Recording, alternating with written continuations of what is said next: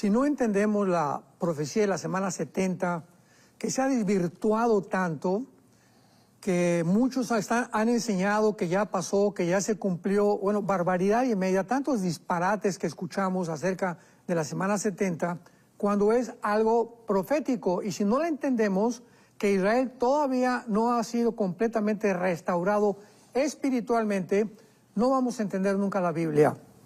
Entonces, en la semana 70 de Daniel 9, 24 al 27, que es la profecía precisamente de los 490 años que Dios le entrega mediante un ángel al profeta Daniel.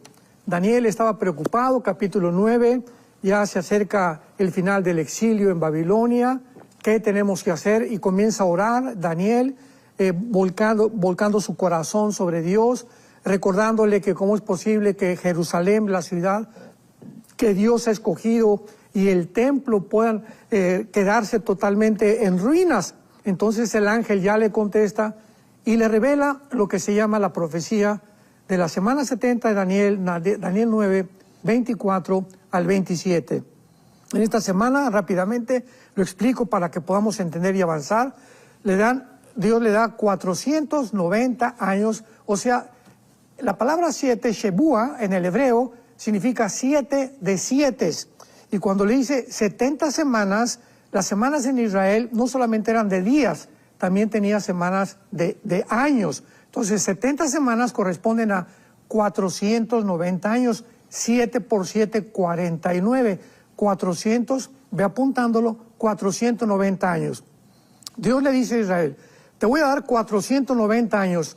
Y desde que se inicie la reconstrucción del templo, que fue en el año 445 antes de Cristo, hasta la venida, hasta que se complete todo, ¿verdad? Y se cierre todo, va a haber 490 años. O sea, Israel, tienes 490 años de historia más en el mundo y en el planeta Tierra.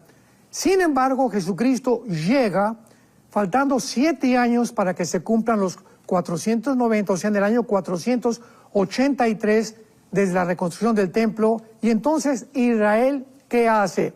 Rechaza al Mesías. A lo suyo vino y los suyos no le recibieron. Entonces ahí se detiene la profecía y se hace un intermedio, se hace un paréntesis. ¿Por qué se detiene la profecía? Porque Israel rechaza al Mesías. ¿Cuántos años faltaron para que se cumplieran los 490? Faltaron una semana o 7 años, porque son semanas de años, que son los 7 años que se conocen como la tribulación o la gran tribulación o el día de la ira o el gran día de Dios, que está en todos los profetas casi del Antiguo Testamento. Entonces se intercala el período de la iglesia no existía en el Antiguo Testamento, la iglesia somos un cuerpo de Cristo donde judíos, griegos, gentiles pertenecemos. Sin embargo, Dios no ha olvidado a Israel. El pacto que hizo con los profetas y con los patriarcas está vigente porque era un pacto incondicional, el pacto abrámico, Génesis 12, del 1 al 4. Entonces, la iglesia está ahorita en un periodo intercalado donde Dios tiene que sacar a la iglesia del mundo para que Él pueda cumplir las 70 semanas que le prometió a Daniel, o los últimos 7 años, o la última semana que quedó pendiente al rechazar a Jesucristo los judíos hace 2000 años. Entonces es lógico que si estos 7 años que quedan, o una semana que queda, es para Israel, esto es importantísimo, no para la iglesia, es para Israel, no para la iglesia. Es lógico que, por ejemplo, en la epístola de los Hebreos hay 102 citas del Antiguo Testamento, porque fue una carta escrita ¿a quién? A los judíos, a los hebreos, explicándoles que tuvieran cuidado de regresar otra vez a la circuncisión y a los ritos y a las ceremonias, porque entonces abandonarían completamente la salvación por gracia. Después tenemos en comparación, en el Apocalipsis, escuchemos esto, hay 285 citas, repito, solo en el libro del Apocalipsis que termina la Biblia hay 285 citas del Antiguo Testamento, lo cual le da a este libro, ¿verdad?, una relación muy cercana al Antiguo Testamento y a la nación de Israel. Es por eso que después del capítulo 4 de Apocalipsis, como lo vimos en el estudio pasado, hasta el capítulo 19, la iglesia no aparece. O sea, si la iglesia se quedara en el mundo, no sería lógico que continuara mencionándose también en todos los demás capítulos, pero no existe. Se mencionan santos y todos los que se van a convertir en la tribulación, pero esos ya no pertenecen a la iglesia. La iglesia ya salió y el arrebatamiento es únicamente, precisamente, para los que formamos parte del cuerpo de Cristo. Entonces, esto es importante de poder observar, notar, considerar, para poder trazar bien la palabra de verdad. La palabra cordero. Hay tantos detalles que parecen insignificantes, pero cuando vemos la conexión entre ellos, podemos de una forma más clara poder interpretar las Sagradas Escrituras. La palabra cordero, por ejemplo, se usa 27 veces después, después de los capítulos del 1 al 3 del Apocalipsis, pero ni una sola vez en relación a la iglesia. Esto es algo sorprendente. Tampoco es usada en las epístolas paulinas, la palabra cordero, y a las iglesias fuera del Apocalipsis es usada solamente una sola vez en Juan 1:29, cuando dice Dios, he aquí Juan el Bautista, he aquí el Cordero de Dios que quita el pecado del mundo.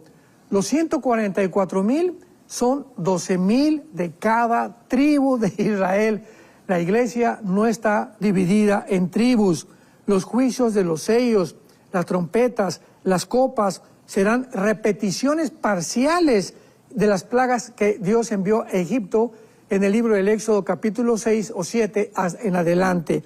Así que ninguna de estas plagas jamás fue lanzada sobre la iglesia. Son plagas que Dios usó en el Antiguo Testamento y les va a usar otra vez en el Nuevo Testamento. La tribulación concierne completamente, únicamente y exclusivamente a Israel, del capítulo 6 al capítulo 19. La época de la iglesia se encuentra entonces entre las semanas 69 y las semanas 70, es donde nos encontramos nosotros actualmente. La gran multitud, por ejemplo, que se refiere en Apocalipsis 7, vemos nosotros, versículo 9 en adelante, que dice, después de esto, Apocalipsis 7, versículo 9, miré y una gran multitud, la cual nadie podía contar, de las naciones, tribus, pueblos, lenguas, que estaban delante del trono y en la presencia de Dios, clamando a gran voz ya en el cielo, diciendo, pertenece la salvación a nuestro Dios y al Cordero que está sentado. Entonces Juan, cuando él estaba él escribió el Apocalipsis y él se encontraba ahorita en el cielo, estaba muy preocupado de saber quién era esta multitud de personas que estaban en el cielo, y uno de los ancianos se le acerca y le dice en el versículo 14, Señor, tú lo sabes. Y me dijo, estos, o sea, esa gran multitud, son los que han salido de la gran tribulación, no del rapto. Salieron ya como muertos, como mártires de la gran tribulación, y han lavado sus ropas y las han emblanquecido en la sangre del Cordero. Vemos esta repetición continua del Cordero del capítulo 4 al capítulo 19, el capítulo 22 de Apocalipsis, cosa que no encontramos en los primeros 3 capítulos. Así que esto es algo muy importante. Los 144,000 son judíos, la multitud son los únicos grupos redimidos vistos sobre el mundo durante toda la tribulación, y el misterio de Dios que se completa en el capítulo 10, versículo 7, no es un misterio para la iglesia. Hemos visto los estudios de cuáles son los misterios para la iglesia, como en Efesios 3, que fue la aparición de repente en el mundo de un grupo de personas que somos identificadas en la muerte y resurrección de Jesucristo. Y así podemos ver en todo el Apocalipsis el altar, la adoración en el templo, la santa ciudad, los árboles de olivo, el arca del pacto. Todo esto es el idioma del Antiguo Testamento, dándonos claramente el Espíritu Santo a entender que el libro de Apocalipsis, del capítulo 4 al 19, la iglesia ya no está en el mundo. Bueno, estamos leyendo Lucas 21, capítulo 21 de Lucas, porque Jesucristo está advirtiendo todo lo que viene en la gran tribulación. Esto es muy importante, qué bueno que haces esta cita. Dice 21, 34 al 36. Son las palabras de Jesucristo. Mirad también por vosotros mismos, que vuestros corazones, ¿a quién está hablando? A los que lo seguimos a Él. Que nuestros corazones no se carguen de glotonería, o sea que no le demos demasiada importancia a todos los placeres de la vida, a la embriaguez, a los afanes, o sea, el dinero, y venga de repente sobre ustedes aquel día, porque como un lazo vendrá sobre todos los que habitan sobre la faz de la tierra. Escuchemos el versículo 36. Velad pues en todo tiempo orando para que seamos tenidos por dignos de escapar de todas estas cosas que vendrán y de estar en pie delante del Hijo del Hombre. ¿De qué cosa nos previene Cristo que podemos escapar? ¿De qué está hablando Jesús? Está hablando de la tribulación y está diciéndonos que si nosotros nos conformamos al mundo, nos vamos a quedar aquí en la tribulación. Claro que demostraría que ni siquiera eran cristianos los que se van a quedar, pero los que somos cristianos, los que realmente estamos siguiendo a Jesucristo, su palabra, estamos identificándonos con Él en su muerte y resurrección, los que estamos dando testimonio al mundo de la luz, de la verdad, de los valores éticos y morales de la palabra de Dios, Dios nos dice que podemos ser considerados dignos de escapar. ¿De escapar de qué? Pues de escapar de la ira de Dios que menciona Pablo en la primera carta a los tesalonicenses, cuando les dice a la iglesia de Tesalónica, y a ustedes nos da gusto de saber cómo se convirtieron de los ídolos a Dios, al Dios único, vivo y verdadero, y de Jesucristo que resucitó de los muertos y quien nos libra de la ira venidera. Primera de Tesalonicenses 1, versículos 9 y 10. ¿Qué está diciendo aquí el apóstol Pablo? De la ira que viene. En el tiempo, hace 2000 años, no hubo ninguna ira en contra de la iglesia. Esta es una ira que está realmente calificada como la gran tribulación. Entonces, todas estas pruebas son pequeños botones de muestra, pequeñas cosas que tenemos nosotros que poner atención, porque toda la Biblia son revelaciones, son secretos escondidos, encriptados, para aquellos, como dice Daniel 12, que tienen entendimiento. Mientras una persona se llame cristiana y no tenga entendimiento, va a vivir confundido, va a ser arrastrado por diversas doctrinas de un lado para el otro, precisamente porque no tiene el ancla que es la esperanza de Jesucristo como algo seguro y firme en su vida. Pablo le mandó una primera carta a los tesalonicenses hablándoles del arrebatamiento de la iglesia, de la reunión que íbamos a tener con él en el cielo cuando Jesús no iba a bajar y poner sus pies en la tierra. En la segunda venida, Cristo baja, Zacarías 14, y pone los pies en el monte de los olivos. En el arrebatamiento viene del cielo para sacarnos y reunirnos con él. Entonces, los tesalonicenses comienzan a recibir cartas, comienzan a recibir consejos de falsos maestros, diciéndoles, no, es que ustedes ya se encuentran en la tribulación, o sea, en el día del Señor o en el día de la ira. Pablo entonces agarra su pluma, ¿verdad?, o con lo que escribiera en aquel tiempo, y comienza a mandarles esta segunda carta, y en este segundo capítulo pongamos mucha atención lo que les dice. Pero con respecto a la venida de nuestro Señor Jesucristo y nuestra reunión con Él, aquí está hablando del rapto que les habló en la primera carta. Con respecto a eso, les rogamos que no se dejen mover fácilmente de vuestro modo de pensar, porque ya les expliqué claramente el rapto, dice Pablo.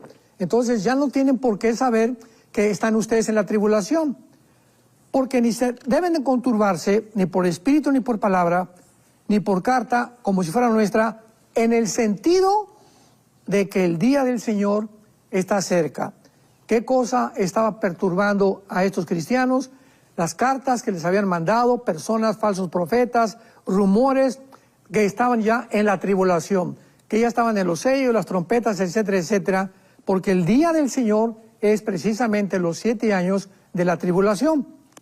Dice Pablo a continuación, nadie los engañe, en ninguna manera, o sea, no se encuentran en la tribulación, porque no vendrá sin que antes, o sea, antes de la tribulación, antes de la ira del Señor, antes de los 7 años de la semana 70 del Señor, de la iglesia, vendrá la apostasía. Antes vendrá un apartamiento de la verdad, vendrá un alejamiento de la fe, un ataque completo a la palabra de Dios, y se manifestará el hombre de pecado, el hijo de perdición. Qué claro. ¿Cómo es posible que crean ustedes que se encuentran ya en la tribulación cuando el anticristo no ha aparecido? Porque antes de que venga la tribulación, el anticristo se tiene que manifestar. Entonces, si el anticristo no ha aparecido, pues no hay marca de la bestia, no hay persecución todavía, no hay el tercer templo reconstruido, no hay la confirmación del pacto con Israel, profecías que se tienen que cumplir cuando el anticristo haga su presencia en el mundo. Entonces, era muy fácil que esta iglesia pudiera ya entender que no se encontraban de ninguna manera en la tribulación. Y finalmente Pablo les dice acerca del anticristo que cuando él se manifieste se va a oponer y a levantar contra todo lo que se llama Dios o es objeto de culto, tanto que se sienta en el templo de Dios. O sea, este templo no ha sido reconstruido, por eso cuando el anticristo aparezca, el templo ya tiene que estar reconstruido, porque el anticristo se sentará ahí en el templo, haciéndose pasar por Dios. Y este anticristo, ¿verdad?, o este personaje no es el Papa, como muchos lo han querido interpretar. ¿Cómo es posible, verdad, que el Papa sea el anticristo, o sea, el que se sienta en el templo de Dios? Y entonces Pablo les dice que no se acuerdan que todavía cuando estaba yo con ustedes, o sea, en la primera carta, les expliqué todo esto. Y ahora ustedes saben lo que lo detiene. ¿De qué está hablando Pablo? ¿Qué es lo que está deteniendo que el anticristo se manifieste? Ellos ya lo sabían. Los de la iglesia de Tesalónica ya lo sabían, como lo vamos a ver. Ahora ustedes saben lo que lo detiene a fin de que a su debido tiempo se manifieste. O sea, hay una fuerza ahorita en el mundo invisible, un poder que está impidiendo que el anticristo se manifieste. Cuando este poder salga del mundo, el anticristo se manifestará. Porque ya está en acción el misterio de la iniquidad. O sea, hay una energía satánica trabajando en el mundo de una forma misteriosa que se le llama el misterio de la rebelión o de la iniquidad. Solo que hay quien al presente lo detiene. ¿Quién es este que está deteniendo todavía que no se desborde la maldad como debería desbordarse? ¿Quién está deteniendo que el anticristo no se manifieste? ¿Quién más si nosotros, la iglesia? La iglesia completamente llena del Espíritu Santo, somos los que estamos mientras estemos aquí en el mundo orando, intercediendo, proclamando la verdad con valor y la esperanza que tenemos en Jesucristo. Mientras la iglesia esté haciendo su labor, el anticristo no se puede manifestar. Mientras la iglesia estemos unidos en oración, de veras en arrepentimiento y con un testimonio poderoso en nuestro corazón acerca del amor de Dios en la cruz, entonces estamos deteniendo que la maldad no se desborde como se podría desbordar. Rápidamente, para concluir, un ejemplo. En la antigua administración en Estados Unidos, ¿quién estaba al frente? El presidente Biden. Imaginémonos que Kamala Harris hubiera llegado a ser la presidenta. Fue un desbordamiento de la maldad que decíamos, ¿cómo es posible que pueda haber ya que se le cambie el género, que se autorice políticamente y legalmente el sexo a las personas? ¿Cómo es posible que haya que se manden cerrar las iglesias? ¿Cómo es posible que todo esto? Sentíamos una nube como una tarántula arriba del mundo que ya no había escapatoria. Y de repente, Dios, ¿qué es lo que hace? Levanta otra vez a los cristianos, pone en la Casa Blanca un presidente que simpatiza con los valores bíblicos, y ahorita hay un avivamiento en Estados Unidos Y en muchas partes del mundo, como lo vimos en Arizona, en Glendale, hace poco con el homenaje que le hicieron a este muchacho Charles Kirk, donde los cristianos están comenzando a despertar. Estamos comenzando a ser contagiados. Este muchacho nos ha influenciado de una forma tremenda para no bajar las armas de la luz hacia abajo, montarse en el caballo y seguir peleando la batalla de la fe. Así que la iglesia ahorita actualmente en el mundo es precisamente el poder, porque es la presencia del Espíritu Santo la que está deteniendo esta manifestación de tanta maldad, que el día que nos vayamos en el arrebatamiento, leamos Apocalipsis 4 en adelante, se desborda completamente, aparece el anticristo, viene la persecución, vienen tantas cosas que no nos imaginamos ni siquiera poder pensar que podamos estar en la tribulación. El rapto es inminente. ¿Qué significa esto? Que no hay ninguna señal para el arrebatamiento o el rapto de la iglesia. La segunda venida, Mateo 24, 29 al 31, el sol se oscurecerá, la luna se pondrá como de sangre, verán fenómenos cósmicos, la gente desfalleciendo con ataques del corazón, Lucas 21, por los acontecimientos que vendrán en el universo. Todas estas señales estarán mencionando que ya viene Jesucristo. Para el rapto no hay ninguna señal. Puede ser ahorita en la noche, puede ser mañana, es posible, ¿verdad? Ahorita nos encontramos 22, 23 y 24 de septiembre, en el famoso Rosh Hashanah, o en la fiesta de las trompetas, donde hay una grande posibilidad de que el rapto tenga lugar, porque es la única fiesta judía donde el día y la hora no se conoce. Sin embargo, Dios es soberano y puede escoger cualquier otro día. Entonces, no hay ninguna fecha para irnos con el Señor. Y esto es una prueba, porque entonces si el anticristo se manifiesta y nosotros vamos a pasar la tribulación, pues sabríamos cuándo viene el rapto o cuándo viene Jesucristo, por las señales que hay. A la mitad de la tribulación el anticristo es declarado gobernante, al final de la tribulación las señales cósmicas, y entonces se perdería completamente la conciencia de que el rapto es inminente. Esta es una de las pruebas más valiosas que existen para demostrar que la iglesia es imposible que atravesemos la tribulación. Vamos a leer dos pasajes que nos hablan claramente también de la imposibilidad de que la iglesia, no hay un solo pasaje en toda la Biblia de que la iglesia vaya a atravesar la tribulación. Pero ¿cuántos pasajes hay de que la iglesia no va a pasar la tribulación? Qué curioso, ¿verdad? Que se enfoquen más en el arroz negro en lugar de todo el arroz blanco que hay alrededor. Dice Romanos 5, versículo 9. Pues mucho más, Romanos 5, 9. Estando ya justificados en su sangre, por él seremos tiempo futuro salvos de la ira. Seremos salvos de la ira. ¿De cuál ira está hablando? La ira que viene en la tribulación. Primera carta a los Tesalonicenses, capítulo 1, versículo 9 y 10, que también acabamos de leer.